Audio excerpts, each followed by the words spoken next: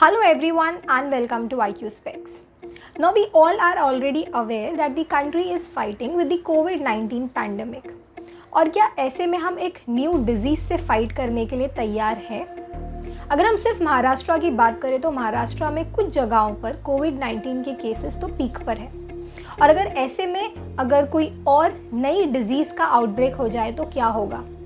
महाराष्ट्र के पालघर डिस्ट्रिक्ट में red alert किया गया है for a viral disease that is called as Congo fever. But ये कॉन्गो फीवर होता क्या है? So let us understand what is Congo fever. Congo fever को Crimean Congo haemorrhagic fever CCHF भी बोलते हैं। It is a viral disease जो कि इन्फेक्टेड टिक्स के काटने से फैलती है। अभी टिक्स जो है वो वाइल्ड एंड डोमेस्टिक एनिमल्स में बहुत इजीली मिलते हैं बिकॉज ये उनको अपना होस्ट बनाते हैं। Now this disease is spread by a virus that is called as nairo virus. और ये वायरस इन्फेक्टेड एनिमल के ब्लड या फिर बॉडी फ्लूइड से ह्यूमंस में ट्रांसमिट हो सकता है। अभी ह्यूमंस टू ह्यूमंस भी ये वायरस ट्रांसमिट होता है जब कोई एक हेल्दी पर्सन एक इन्फेक्टेड पर्सन के ब्लड या फिर बॉडी फ्लूइड के कॉन्टैक्ट में आए। अब बात करते हैं ये डिज़ीज़ के साइंस और सिम्टम्स के बारे में।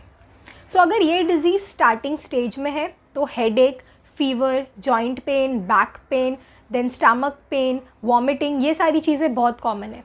और अगर इसे स्टार्टिंग स्टेज में ट्रीट ना किया जाए तो इसके सिम्टम्स इंक्रीज़ हो जाते हैं। Then it can lead to redness of the eye, then flushed face, that is you have redness all over your face, and extreme cases में it can lead to jaundice, nose bleeding, and then at the end it can also cause death.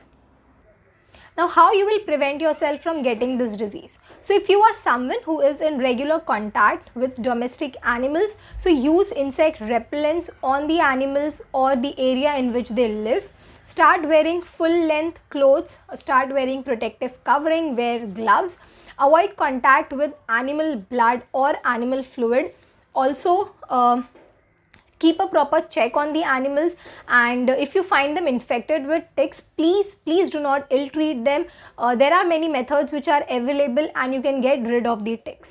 Now ये disease का recovery rate बहुत slow है and later stage में it is fatal, and इस disease का कोई भी commercialized vaccine available नहीं है, so it's better to take precautions, and we all know that prevention is always better than cure.